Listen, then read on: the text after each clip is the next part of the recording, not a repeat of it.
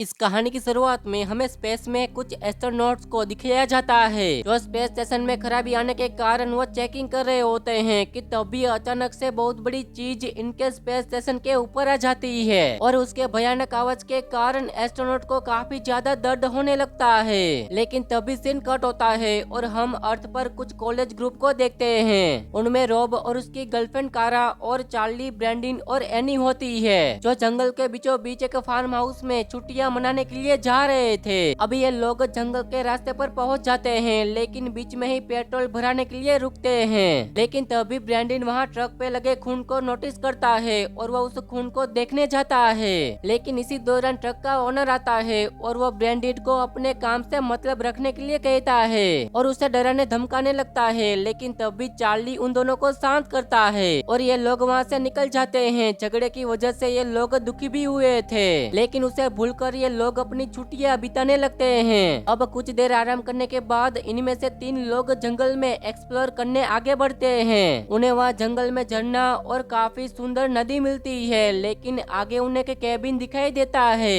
ये लोग भी उस केबिन में जाने का तय करते हैं। अब अंदर आने के बाद उन्हें वहाँ पे अलग अलग जानवरों के सिर दिखाई देते हैं, यानी कि यहाँ पे एक हंटर रहता था। लेकिन उसके बावजूद भी वहाँ पे काफी सारे मिलिट्री के इक्विपमेंट्स थे। यहाँ पे एक रडार और अजीब अजीब चीजें होती है। अब उन्हें वहाँ पे एक फोटो दिखाई देता है और यहाँ पे हमें पता चलता है कि ये घर और किसी का नहीं बल्कि उसी हंटर का है जो पेट्रोल पंप पे था जिसके साथ लड़ाई हुई थी। फोटो से पता चल रहा था कि वो भी एस्ट्रोनॉट हुआ करता था। ये लोग चीजें देख ही रहे थे कि तभी वो हंटर लौट आता है और गाड़ी की आवाज सुनते ही ये लोग पीछे के दरवाजे से भाग जाते हैं। लेकिन हंटर को पता चल जाता है इसलिए वो इनका पीछा करने लगता है। लेकिन जंगल के रास्ते छोटे होने के कारण ये लोग भाग निकलते हैं। अब ये लोग वापस घर आते हैं जहां इनके बाकी साथी होते हैं। इसी दौरान टीवी में न्यूज में बताया जा रहा था कि पूरी दुनिया भर में अलग अलग जगह पे आसमान में काले बादल छा गए हैं और ये कोई नॉर्मल बादल नहीं होते और ये धीरे धीरे हर जगह पे फैले जा रहे थे। लेकिन ये लोग उस न्यूज को भी इग्नोर कर देते हैं। लेकिन थोड़ी देर में इन्हें पता चलता है कि इनके इलाके में भी वैसा ही काला बादल छा गया है। लेकिन ये लोग उस पे ज्यादा ध्यान नहीं देते। इसके बाद हम यूएस मिलिट्री के सीक्रेट फैसिलिटी को देखते हैं। यहाँ पे उन्हें पता चलता है कि ब्लैक क्लाउड और कुछ नहीं बल्कि एलियंस है। ऐसे ही एलियंस 1960 में धरती पर आए थे और उन्हें 2 एस्ट्रोनॉट ने काफी करीब से देखा था और जो हमने कहानी के स्टार्ट में देखा था। और ये लोग इस चीज को समझने के लिए उसी एस्ट्रोनॉट में से एक की मदद लेते हैं। दरअसल कहानी के स्टार्ट में जो एस्ट्रोनॉट को उस चीज की भयानक आवाज आई थी उसी दरमियान एलियंस ने उन्हें अगवा कर लिया था और उनके ऊपर काफी खतरनाक एक्सपेरिमेंट किए थे। और एक दिन अचानक से ये लोग वापस अर्थ पे आ गए थे। वापस आने पर ये लोग नासा और अलग अलग न्यूज चैनल पर एक्सपेरिमेंट किए थे उसके बारे में बताते हैं। लेकिन सब लोग इन्हें पागल समझते हैं। जब ये लोग दूसरे एस्ट्रोनॉट से बात कर रहे थे कि तभी उन्हें पता चलता है कि एक एलियन शिप उनकी ऑफिस के ऊपर भी है, मानो वो इसे एस्ट्रोनॉट को वापस लेने आया हो। तो वहीं हम जंगल में देखते हैं जहां रात के समय में एलियन शिप से एक शटल लैंड होता है और यहाँ पे दूसरा हंटर ये सारी चीज देख रहा था और ये हंटर दूसरा एस्ट्रोनॉट था जिसके ऊपर एक्सपेरिमेंट किए गए थे। जब ये शटल लैंड होता है तो वो दूसरे एस्ट्रोनॉट को कुछ अजीब सा होने लगता है। तो वही हम फार्म हाउस में देखते हैं उनके सामने भी एक एलियन लैंड करता है। एलियन को देखने के कारण कारा अजीब तरह से फ्रेब हो जाती है और जब रॉब उसे होश में लाने जाता है लेकिन तब तक वो बेहोश हो जाती है। लेकिन थोड़ी देर के बाद उसे होश आ जाता है। इसी दरमियान हमें पता चलता है कि ब्रैंडिन ने जो जंगल में मोशन सेंसर लगा के रखा था उससे आसपास जानवरों के बारे में पता चलता था लेकिन उसमें अजीब सा छाया कैप्चर होता है और यहाँ पे हमें पता चलता है कि वो हंटर ही है। यहाँ पे रॉब तुरंत गन लेकर देखने आगे बढ़ता है लेकिन तब तक हंटर गायब हो चुका था। जब वो घर के अंदर आ रहा था तभी उसे कुछ स्लाइमिंग जैसी चीज दिखाई देती है। वो नीचे देखने जाता है तो वहाँ पे उसे एक एलियन छिपा हुआ दिखाई देता है और ये देखते ही रॉब डर के मारे घर के अंदर आ जाता है। अब इन लोगों को पता चल गया था कि घर के आसपास भी एलियन है। लेकिन तभी उनको किचन में से कुछ आवाज सुनाई देती है। ये लोग जब देखने जाते हैं तब वहाँ पे एलियन का ड्रोन होता है जो इनके घर को चेक कर रहा था लेकिन वो उन्हें बिना चोट पहुँचाए वहाँ से निकल जाता है। लेकिन अब उनकी परेशानी और बढ़ जाती है क्योंकि एक एलियन उनके घर में घुस चुका था और उसे मारने के लिए रॉब अंधाधुंध फायरिंग करता है। लेकिन इसी दौरान रॉब अपनी गर्लफ्रेंड कारा को ही शूट कर देता है। वो लोग उसके शरीर को लेकर गैरेज में भागते हैं, लेकिन तब तक कारा की मौत हो चुकी थी। अब अपनी गर्लफ्रेंड को मरा हुआ देख के रॉब पूरी तरीके से पागल हो जाता है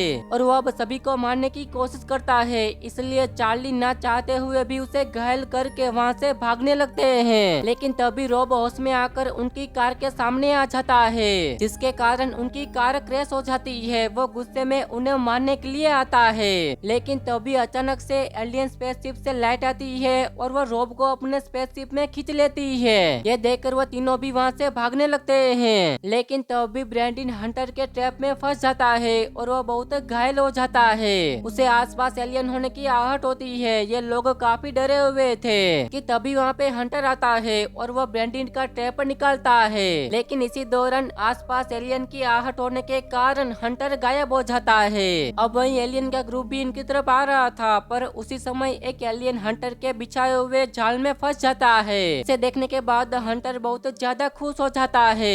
अब हंटर इन सबको अपने कैबिन में लेकर आता है। वहाँ पे ब्रैंडन की मरहम पट्टी करता है। इसके बाद वो सभी को एलियन के सीक्रेट के बारे में बताता है कि एलियंस हजारों साल पहले इंसानों को अगवा करके उनके ऊपर अलग अलग तरह के एक्सपेरिमेंट कर रहे हैं और उन्हें धरती पर वापस छोड़ देते हैं। इसी दौरान होमस एटी का भी जन्म हुआ था। उनके हेमसेस के कारण और एलियंस के इसी एक्सपेरिमेंट के कारण इंसानों का अपग्रेड होता गया और एवोल्यूशन होता गया। और एस्ट्रोनॉट उन्हें बताता है कि उसे अगवा करने के बाद एलियंस ने उसके ऊपर एक्सपेरिमेंट किए थे और एक दिन अचानक से बीच रेगिस्तान में उन्हें छोड़ दिया था, जिसके बाद उन्हें कुछ भी याद नहीं था कि उनके साथ क्या हुआ था। लेकिन धीरे धीरे हंटर को सारी चीजें याद आने लगी थी और उस एक्सपेरिमेंट के कारण उसके अंदर अलग तरह की पावर भी आ गई थी। तभी ब्रैंडन उससे पूछता है कि एक्सपेरिमेंट एलियंस क्यों कर रहे हैं। तो यहाँ पे हंटर का मानना था कि जैसे इंसानों ने एक बंदर को स्पेस में भेजा था यह देखने के लिए कि स्पेस का वातावरण इंसानों के लिए सही है या नहीं, उसी तरह एलियंस को भी अर्थ पर कब्जा करना है और यहाँ पर रहना है। इसलिए वो इंसानों को अपनी तरह बना रहे हैं एक्सपेरिमेंट करके, ताकि वो आगे चल के देख सके कि आगे चल के वो अर्थ पर सरवाइव कर सकते हैं कि नहीं। लेकिन अभी के तौर पर सूरज के किरणें उनके लिए हानिकारक है, इसलिए वो अब से रात में ही हमला करते हैं। वो बताता है कि इसके बारे में उसने बाकी लोगों को बताने की कोशिश की थी, लेकिन किसी ने भी उस पे विश्वास नहीं किया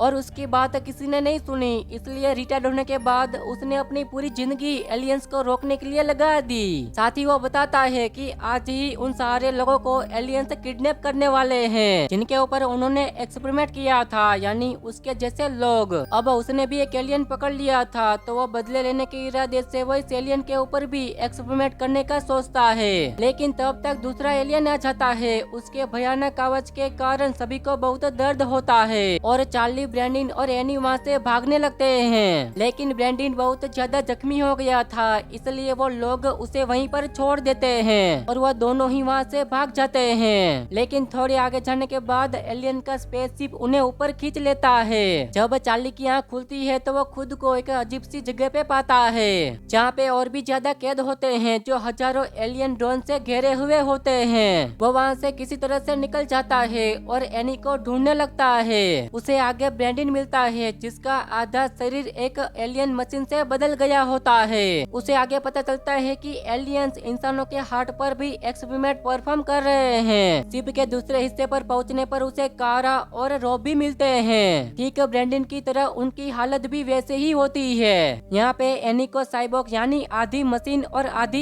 इंसान बनने वाली थी। वो उसे निकालने की कोशिश करता है, लेकिन इससे पहले एलियंस को उसकी आवाज आ जाती है और वह उसे पकड़कर बेहोश कर देते हैं। अब उसके ऊपर भी काफी सारे खतरनाक एक्सपेरिमेंट किए जाते हैं। अब कुछ समय बाद उसकी आंख उसी जंगल में खुलती है और उसी दरमियान उसे एनी मिलती है। उन्हें कुछ भी याद नहीं था कि उनके साथ क्या हुआ था। वहीं इनके बाकी साथी भी सुरक्षित होते हैं। यहाँ पे न्यूज में हर तरफ खबर फैलने लगती है कि पूरी दुनिया में एलियंस ने काफी सारे लोगों को अगवा किया था और उन्हें किसी अनजान कारण से वापस अर्थ पे छोड़ा जा रहा है और एलियंस भी वापस यूनिवर्स में जा रहे हैं। लेकिन यहाँ पे न्यूज में यह भी बताया जा रहा था कि गवर्नमेंट उन सारे लोगों को पकड़ रहे हैं जिन्हें एलियंस ने अगवा किया था, क्योंकि उनके शरीर पर भी वैसे ही निशान होते हैं। ये लोग अपने शरीर पर निशान देखने के बाद समझ जाते हैं कि इनके साथ कुछ तो हुआ है, इसलिए तुरंत घर वापस जाने के लिए निकलते हैं। लेकिन बीच में ही पुलिस उनको रोक लेती है और शरीर में निशान देकर उन्हें मारने लगती है। लेकिन तभी चार्ली अपनी शक्तियों को डिस्कवर कर लेता है और एक एक करके उन पुलिस ऑफिसर को मार देता है। लेकिन तभी हम देखते हैं कि ये सब लोग मोटल है और इनके घाव अपने आप ठीक हो जाते हैं और सब लोग वापस जिंदा होते